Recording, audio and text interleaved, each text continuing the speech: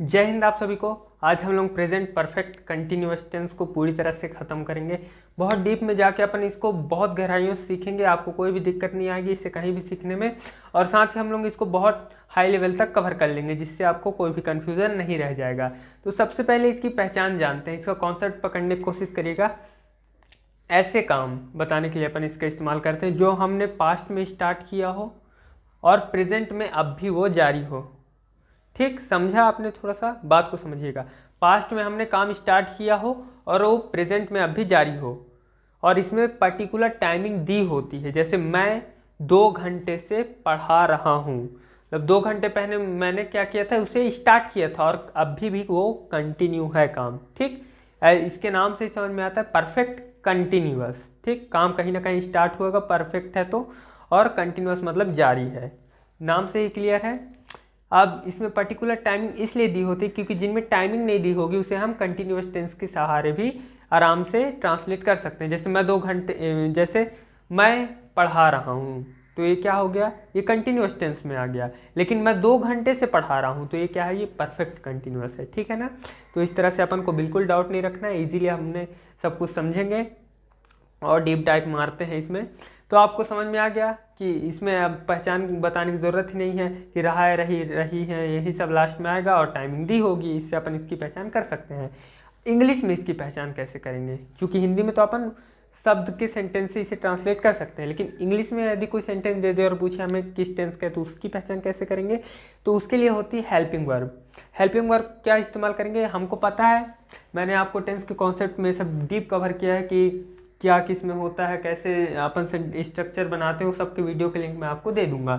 तो परफेक्ट में कौन सा हेल्पिंग वर्ब लगता है, हम लोग जैसा कि जानते हैं हैज़ और हैव, इन्हीं 2 हेल्पिंग वर्ब का इस्तेमाल अपन करते हैं परफेक्ट में, प्रेजेंट परफेक्ट में। ठीक है, तो चूंकि ये कंटिन्यूअस है तो इससे भी दर्शाने के लिए तो कुछ लेना पड़ेगा हेल्पिंग वर्ब में, तो इसके साथ हम बीन ले लेते हैं बस।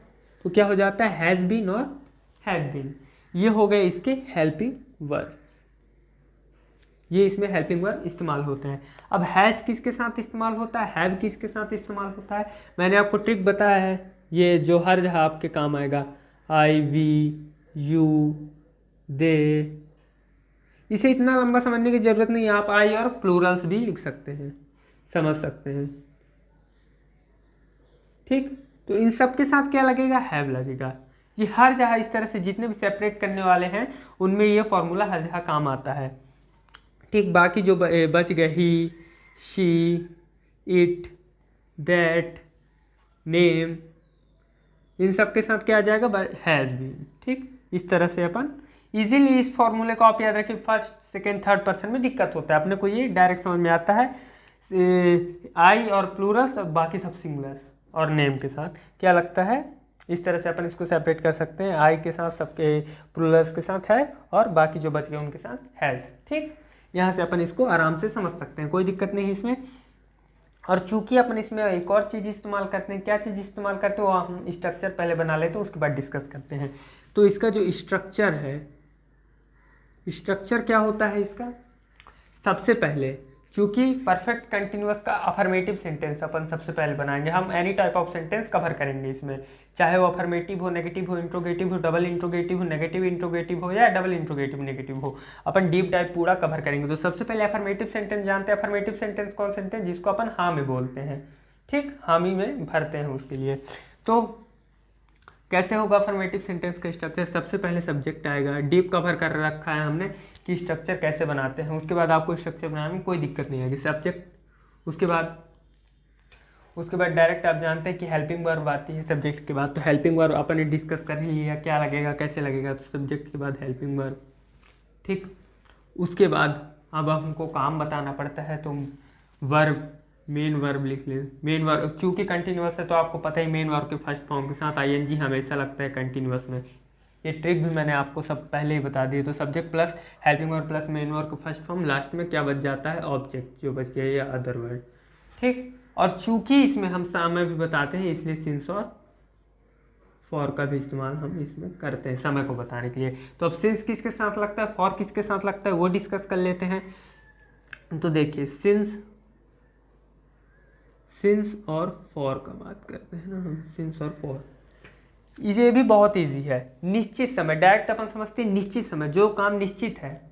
कौन कौन से काम निश्चित होते हैं, जैसे कोई सन 2005, 2008, ये क्या है, एक निश्चित टाइमिंग है। 2005 मतलब 2005 ही है, ठीक। शाम, सुबह, मतलब शाम है तो शाम अपने को पता है, शाम एक निश्चित टाइमिंग में ही होता है, सुबह एक निश्चित टाइमिंग में ही होता है। तो ऐसे जो समय निश्चित हैं वो सारे क्या हैं, उन सबको जब हम बताते हैं तो सिंस का इस्तेमाल करते हैं। क्या क्या, सन हो गया, सुबह, शाम, इनको रटने कोई ज़रूरत नहीं है, अपन निश्चित टाइमिंग से समझ सकते हैं डायरेक्ट।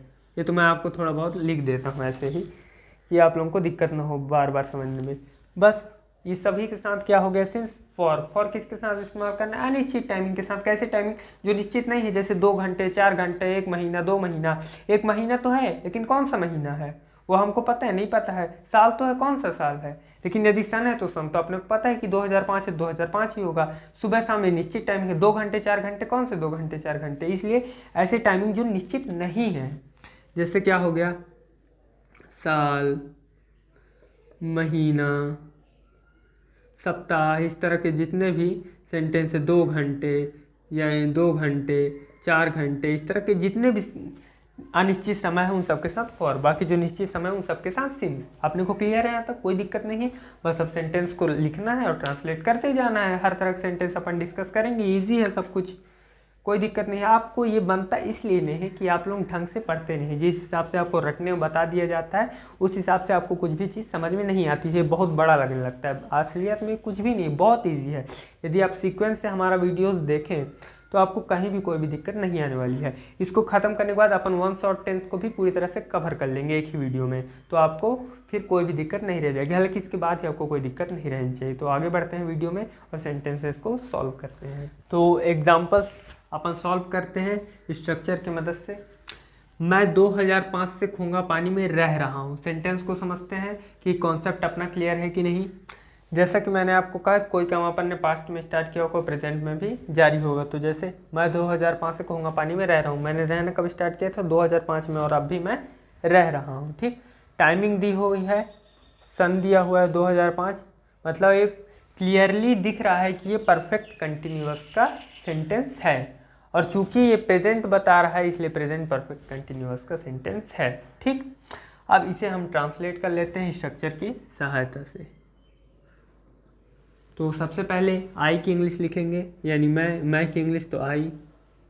उसके बाद हेल्पिंग वर्ब क्या लगेगा आई के साथ, मैंने आपको बताया कि आई के साथ हैव लगेगा, आई और प्लूरल्स के साथ। तो I have been. Main verb यानी क्या काम कर रहा है वो, तो रहने का काम कर रहा हूँ मैं, तो लिविंग। कंटिन्यूअस है इसलिए मेन वर्ब के साथ आईएनजी, ठीक। लिव मीन्स रहना होता है इसलिए लिविंग। फिर क्या है, ऑब्जेक्ट, कहाँ रह रहा हूँ, खोंगा पानी में, तो I have been living in Khonga पानी।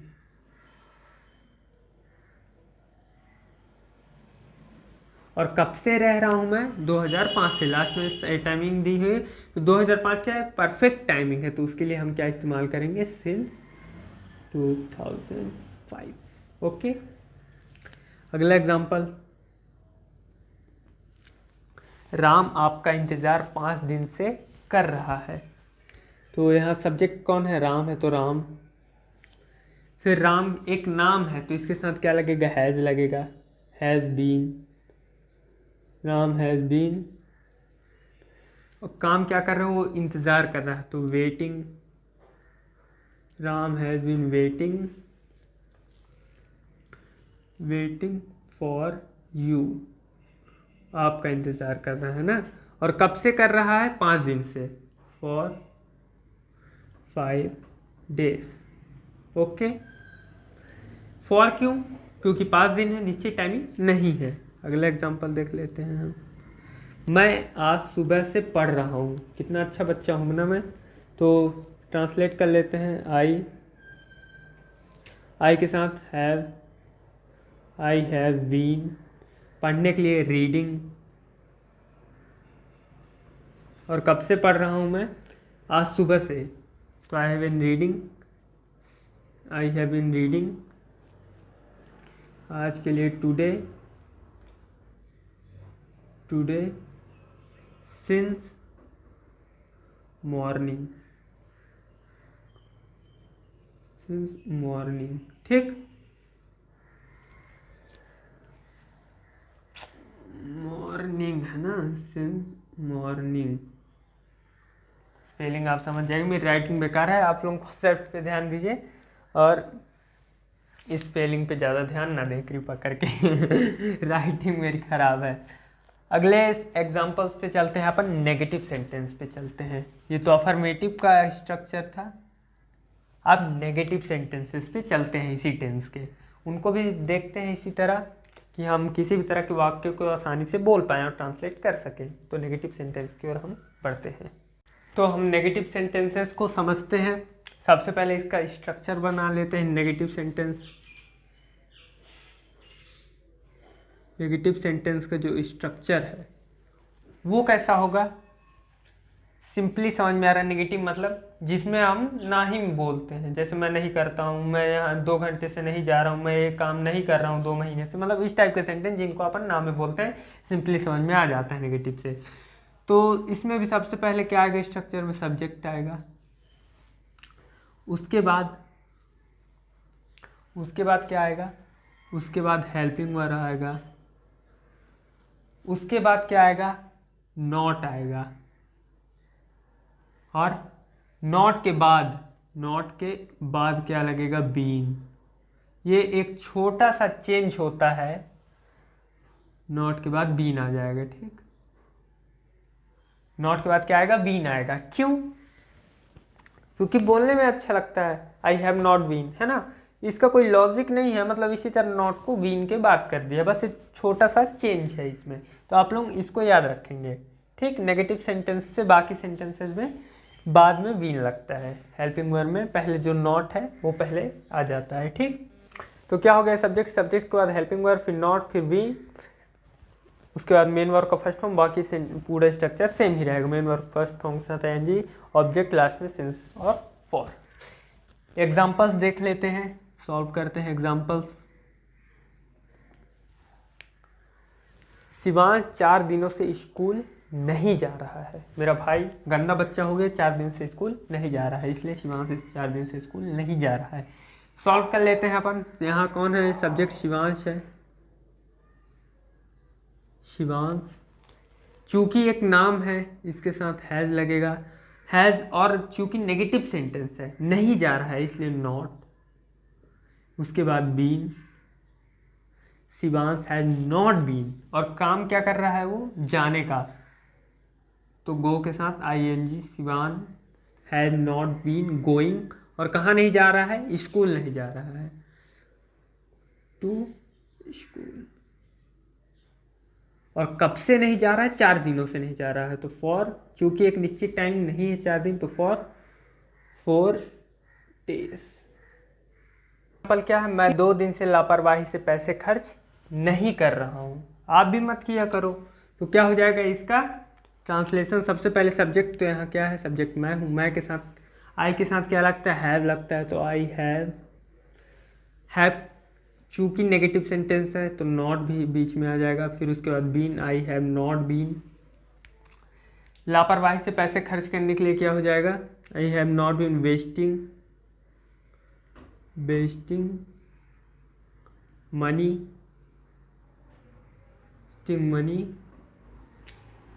केयरफुली,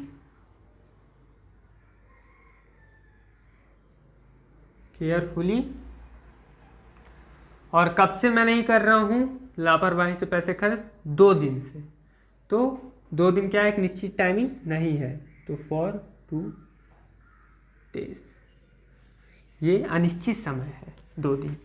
अगला एग्जांपल, हम लोग 1 महीने से दौड़ने नहीं जा रहे हैं। मैं थोड़े बड़े बड़े सेंटेंस ले रहा हूँ, इसलिए आप लोगों को दिक्कत नहीं लेना है, इजी अपन आप भी सॉल्व कर पाएंगे, बस कुछ शब्द की मीनिंग आपको पता होनी चाहिए, है ना। तो ऐसे यदि आप कहेंगे तो ऐसे शब्द जो बड़े बड़े हैं थोड़े, इन लोग जो डेली यूज़ होते हैं उन सारे शब्द के ऊपर भी एक सेपरेट वीडियो बना दिया जाएगा, ठीक। तो अगला एग्जांपल हम लोग 1 महीने से, बाकी पूरा फॉर्मूला वैसे ही लग रहा है, आपको कोई भी दिक्कत नहीं आने वाला है यदि आपको कुछ सेंटेंसेस पता है। अगला एग्जांपल क्या है, हम लोग 1 महीने से दौड़ने नहीं जा रहे हैं, गलत काम है, दौड़ना चाहिए रोज सुबह। तो वी हैव नॉट बीन, ठीक, स्ट्रक्चर फॉलो कर रहे हैं अपन। वी हैव नॉट बीन, दौड़ने नहीं जा रहे हैं। We have not been going, काम क्या है यहाँ, मेन वर्ब क्या है, जाने के लिए। तो we have not been going for running, run, ठीक, मेन वर्ब ये है। ये तो दौड़ना एक काम वहाँ पे बता रहा है, मेन वर्ब ये है अपना, ठीक, मेन वर्ब में आईएनजी लगता है, वो सेकेंड वर्ब है। तो we have not been going for run, और कब से नहीं जा रहे हैं हम लोग, तो 1 महीने से। 1 महीने एक निश्चित टाइमिंग है नहीं है, तो फॉर 1 मंथ। इसीलिए मैं हर तरह के सेंटेंसेस ले रहा हूं कि आपको कोई भी कंफ्यूजन न रह जाए, ठीक। इस तरह के सेंटेंसेस भी आप सॉल्व कर लेंगे। नेगेटिव सेंटेंस बोलने में भी आप इजीली बोल सकते हैं, आपको लगेगा कितना बड़ा बड़ा सेंटेंस बोल दिए, जबकि कितना इजी है। अब आप यही किसी के सामने बोलेंगे I have not been wasting money carefully for 2 days, तो कितना बड़ा सेंटेंस लगेगा कि बाप रे अब कितने ज़्यादा पढ़े लिखे हो, लेकिन कुछ नहीं, ईजी है, ईजी है, बिल्कुल कोई दिक्कत नहीं है, अपन ईजिली समझ सकते हैं इसे। अगले एग्जांपल्स में चलते हैं, इंटरोगेटिव सेंटेंस को देखते हैं, प्रश्नवाचक वाक्य जिन पे अपन क्वेश्चन करते हैं। तो अपन अब इंट्रोगेटिव सेंटेंस को देखने वाले हैं। इंट्रोगेटिव सेंटेंस कौन से सेंटेंस जिन पे अपन किसी से क्वेश्चन करते हैं, उस तरह के वाक्य को इंट्रोगेटिव सेंटेंस कहते हैं। 2 टाइप के होते हैं, एक इंट्रोगेटिव, एक डबल इंट्रोगेटिव। इंट्रोगेटिव सेंटेंस वो सेंटेंसेस हैं जिनको अपन किसी से पूछते हैं तो वो हाँ या ना में जवाब दे सकता है। जैसे एग्जाम्पल देखते हैं, क्या राहुल 4 दिन से बीमार है, इसका जवाब वो हाँ या ना में दे सकता है, हाँ बीमार है या नहीं है। लेकिन यदि मैं उससे ये पूछूं कि राहुल 4 दिनों से क्यों बीमार है, तो उसका जवाब तो उसे तर्कसंगत देना पड़ेगा कि हाँ ये कारण है इसलिए वो बीमार है।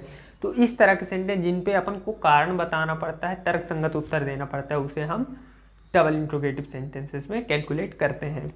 इजी है, दोनों समझ सकते हैं अपन। एग्जांपल्स देख लेते हैं, स्ट्रक्चर बना के इजीली सेंटेंस को सॉल्व करते हैं, ट्रांसलेट करते हैं।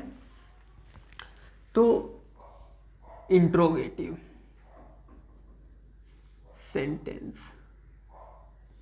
ठीक, स्ट्रक्चर बनाते हैं। सबसे पहले क्या आएगा, इसमें थोड़ा सा बस मिनिमम चेंज होता है कि इसमें जो हेल्पिंग वर्ब है उसे हम पहले लिख लेते हैं, हेल्पिंग वर्ब। इसके बाद क्या आ जाता है, इसके बाद सब्जेक्ट आ जाता है, और इसके बाद बीन लगता है। ओके, बीन, कोई दिक्कत नहीं है इसमें, इजीली अपन समझ सकते हैं। बस हेल्पिंग वर्ब को पीछे कर दिया, सब्जेक्ट के बाद बीन लगा दिया। बीन अपने जगह में, जैसे नॉट में होता है वैसे बीन इसमें भी अपने जगह पे ही है, ठीक। आंसर सॉल्व करते हैं इसको। क्या आप सुबह से खेल रहे हैं, आप का मतलब तुम ही होता है, इंग्लिश में इतना शिष्टाचार के कोई वाक्य नहीं होते हैं, ठीक। तो क्या आप सुबह से ही खेल रहे हैं, इसे ट्रांसलेट करते हैं तो आप यानी यू के साथ क्या लगता है, हेल्पिंग वर्ब में हैव लगता है, तो हैव यू, सब्जेक्ट है यू, फिर हेल्पिंग वर्ब में हैव लग गया, सब्जेक्ट यू लग गया, उसके बाद बीन लगेगा, have you been. Main verb क्या है इसमें, खेलने का काम कर रहा है वो, तो प्ले, प्ले के साथ ING, playing, you have been playing. और सुबह से, तो सुबह एक निश्चित टाइमिंग है इसलिए सिंस मॉर्निंग। और एक मोस्ट इंपॉर्टेंट चीज, बोलने में तो अपन बोल सकते हैं, लेकिन जब भी इंट्रोगेटिव यानी प्रश्नवाचक जो वाक्य है उनमें लास्ट में क्वेश्चन मार्क लगाते हैं, ठीक। लिखने टाइम, बोलने टाइम आपको कोई दिक्कत नहीं पड़ता, लेकिन लिखते हैं जब हम तो लास्ट में क्वेश्चन मार्क देना पड़ता है, क्वेश्चन में भी अपने क्वेश्चन मार्क देना पड़ता है, ठीक। ये अपन समझ लिए। अगला एग्जाम्पल को देख लेते हैं, क्या राहुल 4 दिन से बीमार है, तो राहुल एक नाम है, तो राहुल, अरे नहीं राहुल क्यों लिख दिया, सब्जेक्ट तो बाद में आता है, सबसे पहले तो हेल्पिंग वर्ब आती है। तो राहुल के साथ क्या लगेगा, हेल्पिंग वर्ब में हैज राहुल, राहुल के बाद बीन हो जाएगा, हैज राहुल बीन। क्या काम कर रहा हो, बीमार रहने का, बीमार के लिए इल भी इस्तेमाल करते हैं अपन, इल, हैज़ राहुल बीन इल, और कब से वो बीमार है, 4 दिन से, फॉर 4 days। ठीक, क्या राहुल 4 दिन से बीमार है, तो has Rahul been ill for 4 days। अगला एग्जाम्पल, क्या आप यूपीएससी की तैयारी सालों से कर रहे हैं, तो आप यहाँ तुम ही है, तो तुम के लिए क्या लगता है, हेल्पिंग वर्ब में हैव यू बीन, एग्जाम की तैयारी के लिए ट्राइंग या preparing, Rahul been preparing for UPSC. क्या आप यूपीएससी की तैयारी कर रहे हैं, तो have you been preparing for UPSC, और कब से कर रहे हैं, सालों से कर रहे हैं, तो फॉर ईयर्स, क्योंकि साल निश्चित टाइम नहीं है, इसलिए have you been preparing for UPSC for years. क्या आप यूपीएससी की तैयारी सालों से कर रहे हैं, पूछ सकते हैं किसी से, लास्ट में क्वेश्चन मार्क लगा देना है लिखने समय। ठीक है, कोई दिक्कत नहीं है आपको। आगे डबल इंट्रोगेटिव के एग्जांपल्स में चलते हैं, जल्दी से टेंस को खत्म करते हैं।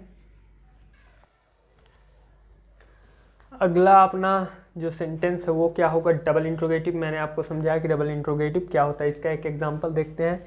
जैसे अभी हमने क्वेश्चन क्या सॉल्व किया था कि आप यूपीएससी की तैयारी सालों से, क्या आप यूपीएससी की तैयारी सालों से कर रहे हैं, वो क्या हो गया, इंट्रोगेटिव हो गया। लेकिन यदि मैं उसे इस तरह से पूछूं, तुम सालों से आईएएस की तैयारी क्यों कर रहे हो, जब अपन ने एक कारण पूछा है, तो ये किस तरह के सेंटेंस हो गए, डबल इंट्रोगेटिव में आ गए, और इनका जवाब उसे तर्कसंगत देना पड़ेगा। और उसका जवाब वो क्यों कर रहा है प्रिपेयरिंग, उसका जवाब वो क्या कर रहा है या नहीं कर रहा है, तो उसका जवाब वो हाँ या ना में दे सकता है। लेकिन इसका उत्तर उसे तर्कसंगत देना पड़ेगा, कारण बताना पड़ेगा कि हाँ मैं इसलिए यूपीएससी या आईएएस की तैयारी कर रहा हूँ। ठीक, ये तो बोर्ड मेंबर वाले क्वेश्चन है, मैंने कर दिए लेकिन चलिए अपन इसका स्ट्रक्चर देखते हैं, डबल इंट्रोगेटिव।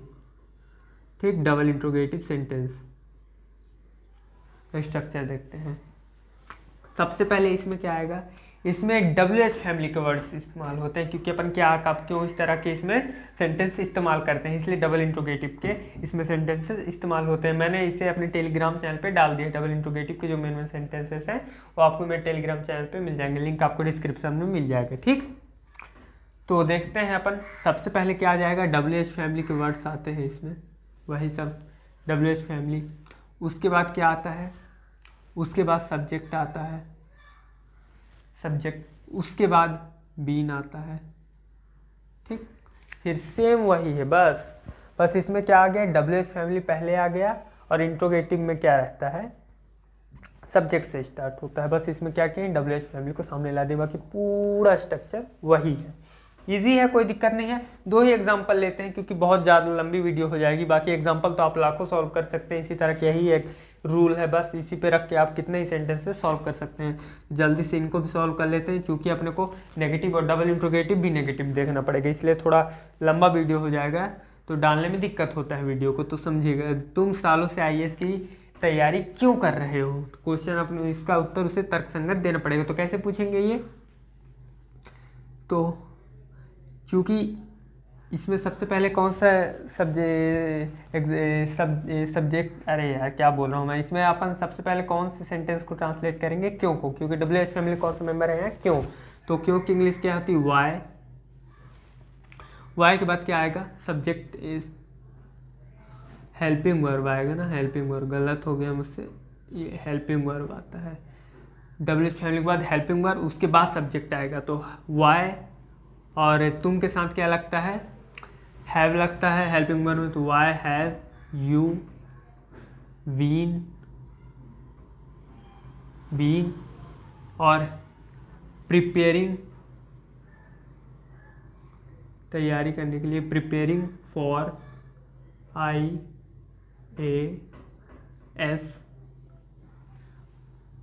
सालों से कर रहा है इसलिए फॉर ईयर्स।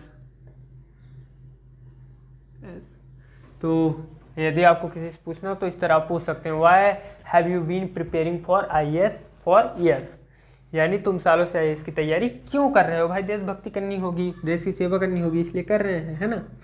तो इस तरह से अपन इतने बड़े बड़े सेंटेंसेस को इजीली बोल सकते हैं। अजय 2 साल से क्या काम कर रहा है, तो चूंकि सबसे पहले अपने कौन सा मेंबर उठाना है जो WH फैमिली का है, तो क्या है यहाँ पे WH फैमिली का मेंबर, तो उसे लिख लेंगे सबसे पहले। तो व्हाट, अजय एक नाम है, तो अजय के साथ क्या लगेगा हेल्पिंग वर्ब में has. What has Ajay been, क्या काम करने के लिए, तो डूइंग, काम करने के लिए डू के साथ ING, तो what has Ajay been doing, doing doing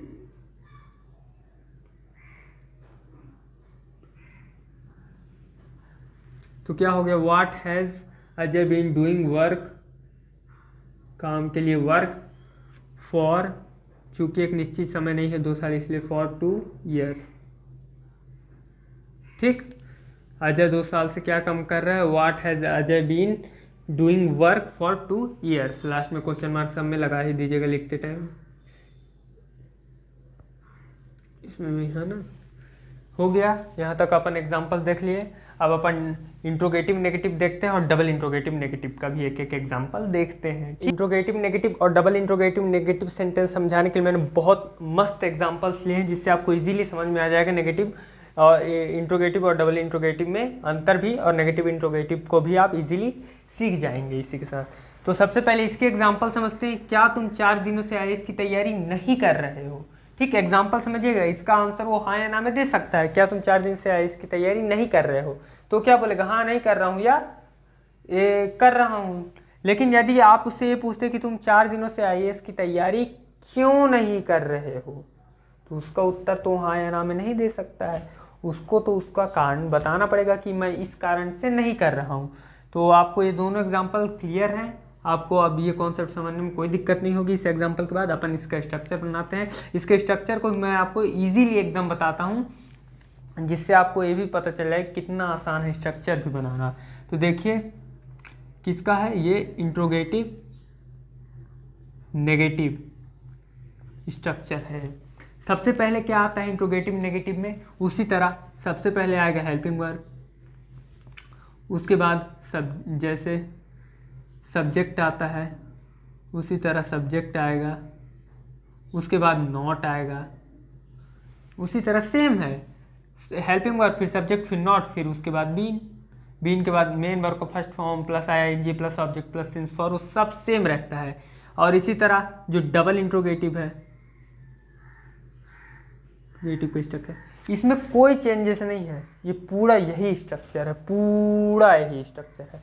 बस क्या होगा, इसके आगे WH फैमिली लग जाएगा, WH फैमिली, बस। बाकी ये पूरा जो स्ट्रक्चर है इसके बाद ये सेम यहाँ पे आ जाएगा, पूरा स्ट्रक्चर सेम, बस इतना ही अंतर होता है इन दोनों के स्ट्रक्चर में, बस इतना आसान है। कॉन्सेप्ट पकड़ लिए, बाकी कुछ भी नहीं है। एग्जाम्पल्स को अपन इजीली ट्रांसलेट कर सकते हैं।